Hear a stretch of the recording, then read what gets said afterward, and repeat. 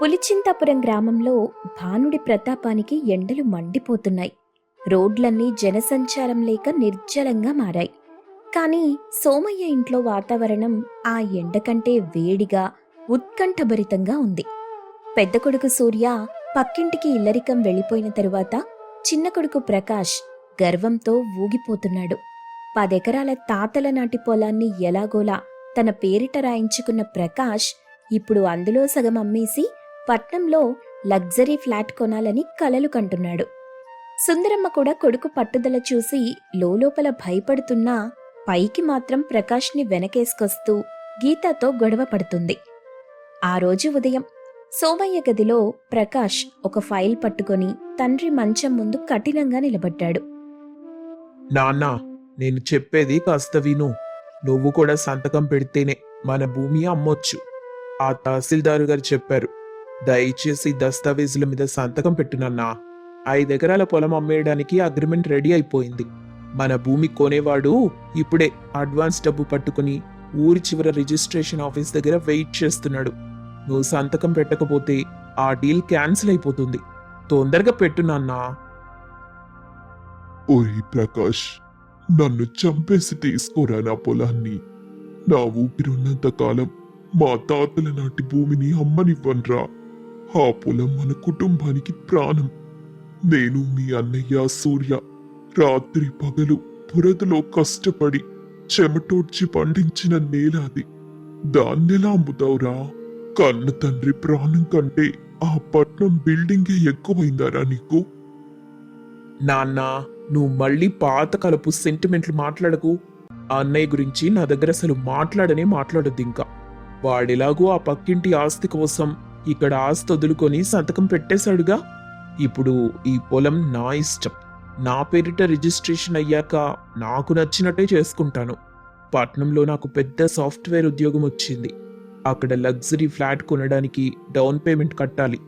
ఈ బురదలో, ఈ పల్లెటూరి దరిద్రంలో నా జీవితాంతం పడుండలేను నేను.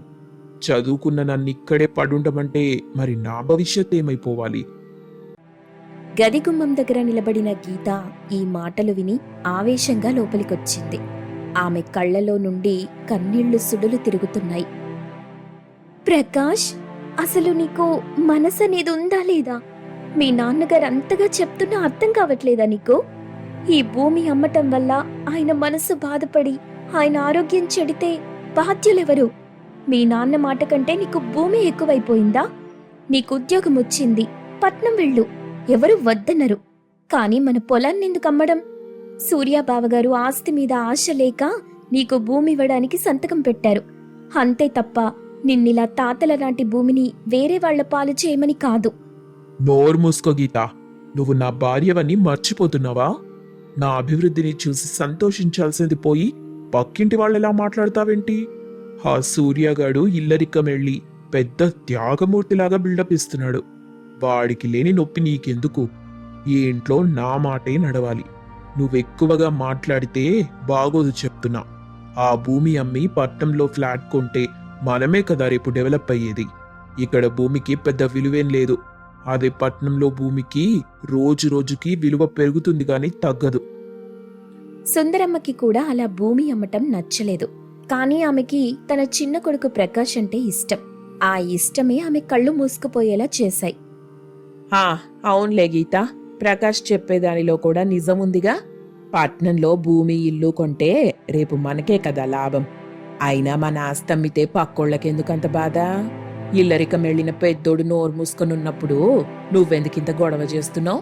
నువ్వు కూడా ప్రకాష్ చెప్పినట్టే విను. అత్తయ్య, మీరు కూడా ఇలా మాట్లాడతారేంటి? సూర్యాబావ వెళ్ళిపోయాక మీ చిన్న కొడుకు మిమ్మల్ని బాగా చూసుకుంటాడని మురిసిపోతున్నారు కదా. కానీ ఆయన ఎంత స్వార్థపరుడో మీకు తొందరలోనే అర్థమవుతుంది. కన్న తండ్రి మాట కంటే పట్నం బిల్డింగే ఎక్కువ అనుకునే కొడుకు రేపు మిమ్మల్ని ఎలా చూసుకుంటారత్తయ్యా? ఆస్తి గర్వంతో ఆయన కళ్ళు మూసుకుపోయాయి. రేపు ప్రకాష్ వల్ల రోడ్డున పడిపోతే గాని మీకు బుద్ధి రాదు. గీత మాటలకు సుందరమ్మ ఒక్కసారిగా నిశ్శబ్దమైపోయింది.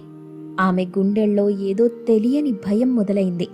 కాని ప్రకాష్ మాత్రం వినలేదు. సోమయ్య నిస్సహాయంగా కళ్ళు మూసుకొని కన్నీళ్లు కార్చాడు.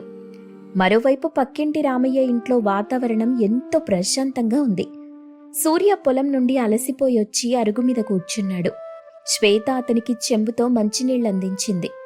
రామయ్య మంచం మీద కూర్చొని సూర్య వైపు ఎంతో ప్రేమగా గర్వంగా చూస్తున్నాడు. బాబు సూర్య, పక్కింట్లో ఏదో గొడవ జరుగుతున్నట్టుంది. ఇందాక చూసినప్పుడు గీత కూడా చాలా కంగారుగా కనిపించింది. ఈ మధ్య సోమయ్య ఆరోగ్యం చెడిందంటగా. ప్రకాష్ పొలం అమ్మేస్తున్నాడని ఊరంతా మాట్లాడుకుంటున్నారు. మీ నాన్న వద్దని చెప్పినా ప్రకాష్ వినటం లేదంట. నువ్వోసారి వెళ్ళి నీ తండ్రిని చూసిరా బాబు. ఆయన నీకోసమే పరితపించిపోతుంటాడు. వద్దంకుల్, నేనక్కడికెళ్తే నా తల్లి తమ్ముడు నేను మళ్ళీ ఆస్తిలో భాగం అడగడానికి వచ్చాననుకుంటారు. నేను సంతకం పెట్టేసి వచ్చేశాను కదా. వాళ్ళ నిర్ణయాల్లో నేను తలదూర్చటం బాగుండదు. నా వల్ల వాళ్ళ ఇల్లు మళ్ళీ అల్లకల్లోలం కావటం నాకు ఇష్టం లేదంకుల్. సూర్య గారు, ఆస్తి కంటే బంధాలు ముఖ్యమని ఎప్పుడూ చెప్పే మీరే ఇలా మాట్లాడితే ఎలా చెప్పండి? అత్తయ్య గారు, ప్రకాష్ మిమ్మల్ని ఏమన్నా సరే, మావయ్య గారు మీ తండ్రి కదా. కన్న తండ్రి బాధపడుతుంటే మీరు చూస్తూ ఎలా ఉండగలరు? వెళ్ళండి సూర్య గారు, మీ నాన్నకి ధైర్యం చెప్పి మీ తమ్ముడిని ఆ భూమి అమ్మొద్దని చెప్పండి. కావాలంటే మేం కూడా మీతో పాటొస్తాం. శ్వేత, నాన్నగారు ఆ పొలాన్ని తన ప్రాణం కంటే ఎక్కువగా ప్రేమించారు. ప్రకాష్ దాన్ని నమ్మేస్తుంటే ఆయన తట్టుకోలేకపోతున్నారు. కానీ నా చేతులు కట్టేసున్నాయి శ్వేత. నేను ఆస్తి వద్దని సంతకం పెట్టొచ్చిన రోజు నుండే భూమిపైన నా హక్కులన్నీ కోల్పోయాను. ఇప్పుడు నేను వెళ్తే గొడవలు ఇంకా పెరుగుతాయి తప్ప తగ్గవు. లేదు సూర్యబాబు, నువ్వు వెళ్ళాలి. ఒక కొడుకుగా నీ తండ్రికి అండగా నిలబడాల్సిన సమయం ఇది. లోకంలో ఎవరేమనుకున్నా పర్వాలేదు. కన్న తండ్రి కన్నీళ్లు తుడవటం కొడుకు బాధ్యత. వెళ్ళు బాబు, వెళ్ళి ఆ ఇంట్లో ఉన్న అశాంతిని పారద్రోలి అందరినీ సముదాయించు. సూర్య ఆలోచనలో పడ్డాడు. అదే సమయంలో పక్కింట్లో పెద్ద కేకలు, గొడవలు వినిపించాయి. సూర్య, శ్వేత, రామయ్య ముగ్గురు కంగారుగా పక్కింటి వైపు చూశారు. గడప దాటి బయటకొచ్చే కేకలు చాలా తీవ్రంగా ఉన్నాయి. సోమయ్య ఇంటి ముందు ఒక పెద్ద లగ్జరీ కార్ ఆగింది. అందులో నుండి రౌడీల్లాంటి మనుషులు దిగారు. వాళ్లతో పాటు పట్టణానికి చెందిన క్రూరమైన వడ్డీ వ్యాపారి లింగరాజు దిగాడు. వాళ్ళు సోమయ్య ఇంటి వాకిల్లోకొచ్చి గట్టిగా అరవటం మొదలెట్టారు. ఒరే ప్రకాష్, బయటకు రారా. నీ అప్పు లెక్కలు, డబ్బుల లెక్కలు ఈ రోజే తేలాలి. డబ్బు తీసుకొని ఫోన్ చేస్తే లిఫ్ట్ చేయవేంట్రా? ఎక్కడున్నావు? బయటికి రారా వెధవా. నా డబ్బు లెక్క ఈ రోజుతో తేలకపోతే నీ ఇల్లు, పొలం అన్ని మా పేరిట రాయాల్సి వస్తుంది, జాగ్రత్త. సుందరమ్మ, గీత కంగారుగా బయటకొచ్చారు. ప్రకాష్ కూడా వణుకుతూ వెనక నుండి బయటకొచ్చాడు. అతని ముఖం పాలిపోయింది. ఏంటి బాబూ, ఎవరు మీరు? మా ఇంటికొచ్చేందుకు గొడవ చేస్తున్నారు? మా ప్రకాష్కి మీకు ఏంటి సంబంధం? నా కొడుకు ప్రకాష్ పట్నంలో పెద్ద ఉద్యోగం చేస్తున్నాడుగా, వాడే మప్పులు చేశాడు. ఓహో ముసలమ్మా, నీకు అసలు విషయం తెలీదా? నీ కొడుకు సాఫ్ట్వేర్ ఉద్యోగమని చెప్పి సిటీలో పెద్ద దందా మొదలెట్టాడు. జల్సాలకి, విలాసాలకి జీవితం అలవాటు పడి మీ కొడుకు మా దగ్గర 50 లక్షల రూపాయల అప్పు తీసుకున్నాడు. వాడు మీతో చెప్పుకు తిరుగుతున్న ఉద్యోగం కూడా ఎప్పుడో ఊడిపోయింది. ఇప్పుడు వాడు తీసుకున్న అప్పుకి వడ్డీతో కలిపి 50 లక్షలు కట్టకపోతే వాణ్ణి ఈ రోజే జైలుకు పంపిస్తాను. ఆ మాట వినగానే సుందరమ్మ నెత్తిన పిడుగు పడ్డట్టయింది. ఆమె ఒక్కసారిగా కింద పడిపోబోతుంటే గీత పట్టుకుంది. ప్రకాష్, ఏంటిది? నిజమేనా వాళ్ళు చెప్పేది? నువ్వు ఉద్యోగం పోగొట్టుకుని 50 లక్షలు అప్పు చేశావా? అందుకేనా పొలాన్ని నమ్మడానికి ఇంతలా పట్టుబట్టావు? మమ్మల్ని అందరినీ ఉద్యోగం పేరుతో మోసం చేస్తున్నావా? అవును గీత, అమ్మా నన్ను క్షమించు. పట్నంలో నా విలాసమైన జీవితానికి అలవాటు పడి మొత్తం డబ్బు పోగొట్టుకున్నాను. నా తిరుగుళ్ళ వల్ల నా ఉద్యోగం కూడా పోయింది. ఈ అప్పులు తీర్చకపోతే నన్ను చంపేస్తామని బెదిరిస్తున్నారమ్మా. అందుకే ఈ పొలం అమ్మి వీళ్ళకి కట్టేద్దామనుకున్నాను. నన్ను కాపాడండి అమ్మా, ప్లీజ్. లేకపోతే వాళ్ళు నన్ను చంపేస్తారమ్మా. అదే సమయంలో అక్కడే ఉన్న సోమయ్య తన కొడుకు మోసగాడని 50 లక్షల రూపాయల అప్పున్నాడన్న నిజం వినగానే గుండె పట్టుకుని ఒక్కసారిగా కుప్పకొలిపోయాడు.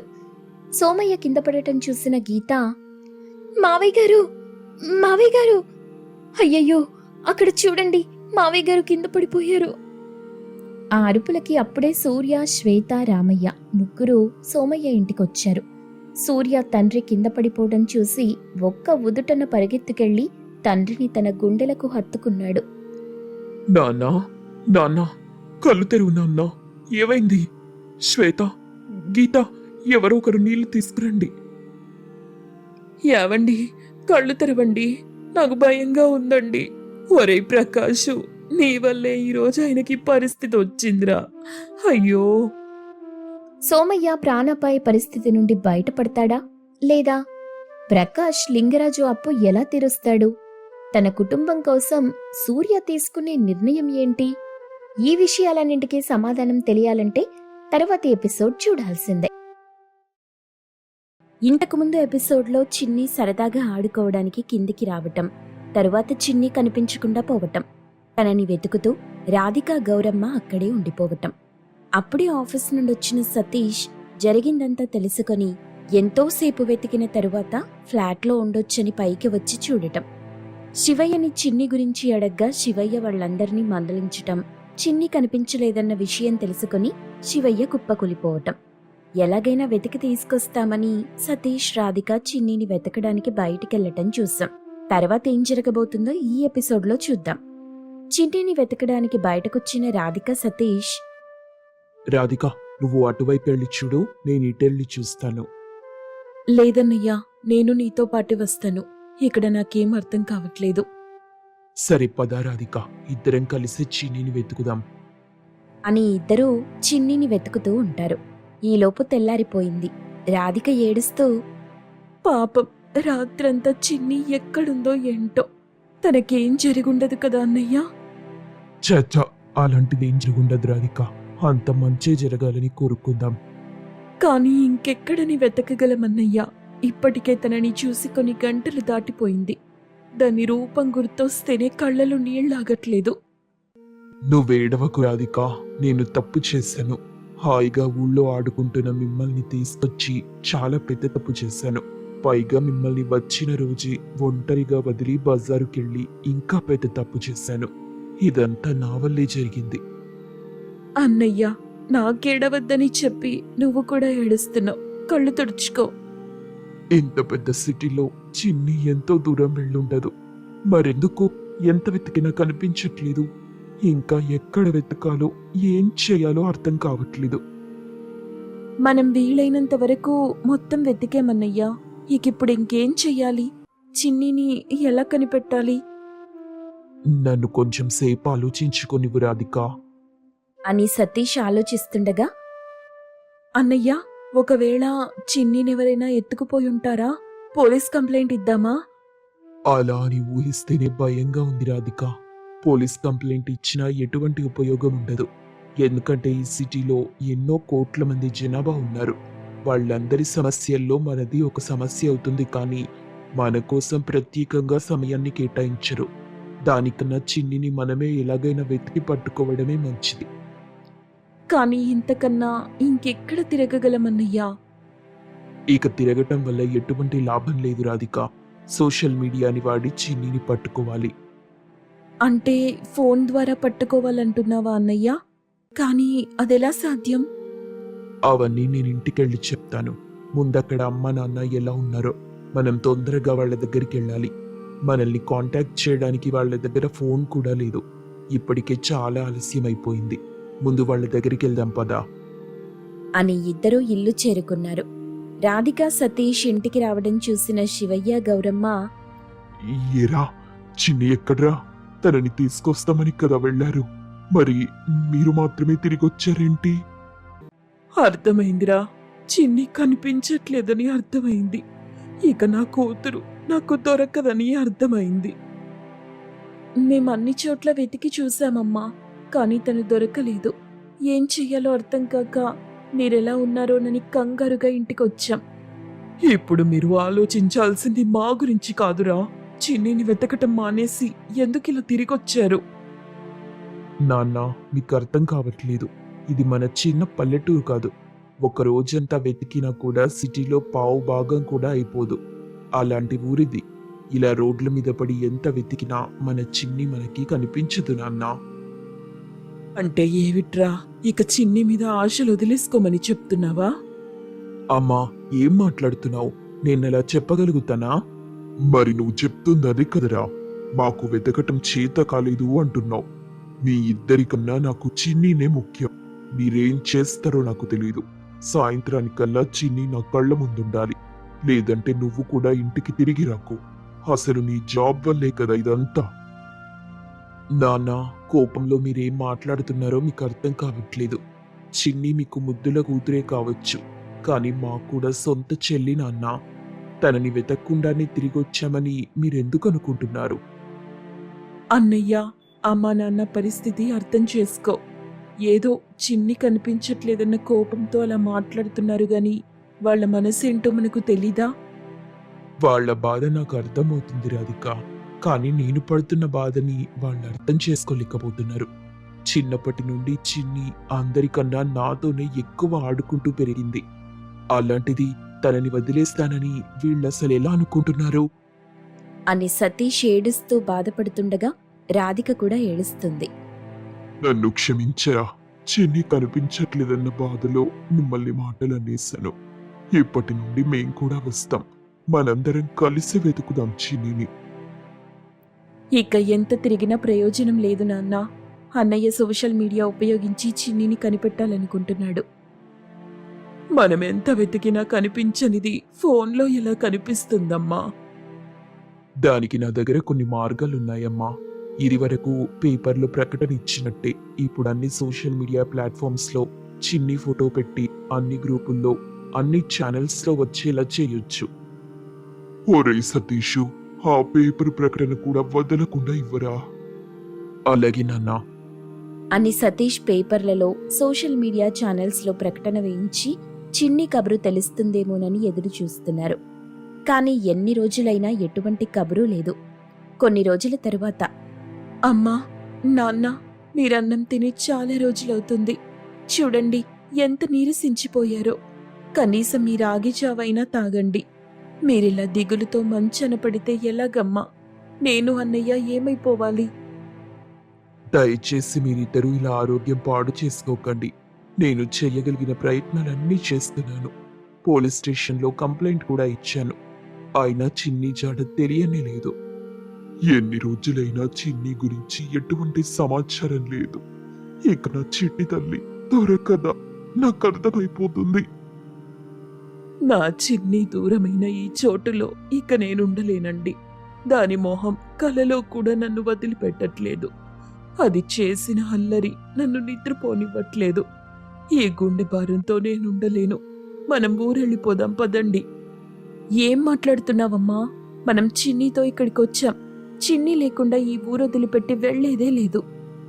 దాని అల్లరి చూసి చాలా కసురుకునేదాన్ని. కానీ తనకి తెలియకుండా చాటు నుండి ఆ అల్లరి పనులకు ఎన్నిసార్లు నవ్వుకున్నానో తెలుసా? ఎప్పుడు దాన్ని ఏడిపిస్తే సరదాగా ఉంటుందని ఏదో ఒకటి అంటూ ఏడిపిస్తూ ఉండేదాన్ని. కానీ దాన్ని ఎంతైతే ఏడిపించానో ఆ బాధంతా కలిపి ఒక్కసారిగా ఇలా ఇస్తుందనుకోలేదు. దాని అక్కగా చెప్తున్నాను, నా చెల్లెలు లేకుండా ఈ ఊరొదిలిపెట్టి వచ్చేదే లేదు. నేను కూడా సెలవులకు ఇంటికొచ్చినప్పుడు అది నాతో ఊరంతా తిరిగి అల్లరి చేస్తుంటే ఎంతో సంతోషించేవాణ్ణి. నాకు స్నేహితులు లేని లోటు అదే తీర్చేది. ఇప్పుడు తను లేకపోతే శరీరం ఉన్నా కూడా ఏదో అవయవాలు కోల్పోయినట్టుంది నాకు. ఎప్పుడూ కీచులాట పెట్టుకునే మీ మధ్య ఇంత ప్రేముందనుకోలేదురా. ఏదో తెలియక మాట్లాడాను. మీ మనసు బాధ పెట్టినందుకు ఈ అమ్మను మన్నించండయ్యా. మీ ముగ్గురు ఎంతో అన్యోన్యంగా నా కళ్ళ ముందు తిరుగుతుంటే నా అంత ఆస్తిపరుడు ఈ ఊళ్ళోనే లేడనుకునేవాణ్ణి. అలాంటిది ఎవరి దిష్టి తగిలిందో ఏంటో ఈ రోజు మనందరం ఇంత బాధపడాల్సి వస్తుంది. ఆ దేవుడి మీద నాకు నమ్మకం ఉంది నాన్న. ఏ రోజుకైనా చిన్ని మనల్ని తిరిగి చేరుకుంటుందని. చాలా రోజులైంది. దయచేసి అందరూ అన్నం తినండి. తను వచ్చేంత వరకు మనం ఎదురు చూడాలంటే మీరొక్క ముద్దైనా తినాలి. మీరిలా తినకుండా ఉంటే చిన్ని వచ్చి అమ్మా నాన్న ఎక్కడంటే ఏం చెప్పాలి మేము? లేదురా, లేదు. మేం మా చిన్నిని చూడ్డం కోసమైనా బతికుంటాం. ఏది రాధిక, ఆ తీసుకొచ్చిన రాగి జావిట్టివ్వమ్మా. ఏవండి, మీరు కూడా మన బిడ్డ కోసం తాగండి. లేదంటే చిన్ని వచ్చిన తరువాత మనల్ని ఇలా చూసి బాధపడుతుంది. అని శివయ్య గౌరమ్మ రాగిజావ తీసుకుని తాగారు.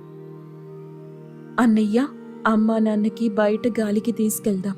చిన్నిని తలచుకుంటూ ఇంకా నీరసించిపోతున్నారు. వాళ్ళకెలాగైనా గాలి మార్పిడి అవసరం. అలా బయటకి తీసుకెళ్దామన్నయ్యా. నాకు అలాగే అనిపిస్తుంది. కానీ వాళ్ళు బయటకు రావడానికి ఒప్పుకుంటారంటావా? మనమైతే చిన్నిని ఆపకుండా వెతుకుతూనే ఉన్నాం. ఇక వీళ్ల గురించి మనం శ్రద్ధ తీసుకోక తప్పదన్నయ్యా. నేనేదో ఒకటి చేసి బయటకు రావడానికి ఒప్పిస్తాను. కొంచెం ఊపిరి పీల్చుకున్నట్టుంటుంది. సరే రాధిక, ఈరోజు సాయంత్రమే బయటకి తీసుకెళ్లే ఏర్పాటు చేస్తాను. శివయ్య గౌరమ్మ దగ్గరికి వెళ్లి రాధిక బయటికి రమ్మని అడిగింది. మా ఓపిక లేదు తల్లి, మేమింట్లోనే ఉంటాం. నువ్వు సతీష్ వెళ్ళి రండి. గౌరీ, పిల్లలు మనతో పాటే 3 నెలల నుండి ఇంట్లో ఉండి ఉండి మగ్గిపోతున్నారు. మన కోసం కాకున్నా వాళ్ళ కోసమైనా బయటికి వెళ్దాం పదా. సరేనండి. పాపం వాళ్ళు మాత్రం ఎంతకాలమనిలా ఉంటారు. మీ మాటే నా మాట. పదండి వెళ్దాం. శివయ్యను గౌరమ్మను అనాథాశ్రమం పిల్లల పోటీలు జరుగుతున్న కళావేదిక దగ్గరికి తీసుకెళ్తారు. అక్కడ మైక్లో ఒక గొంతు వినిపిస్తుంది. ఆ గొంతు వినగానే వీళ్లంతా ఒకరి ముఖమొకరు చూసుకుని ఆశ్చర్యపోతారు. ఇంతకీ ఆ గొంతెవరిది?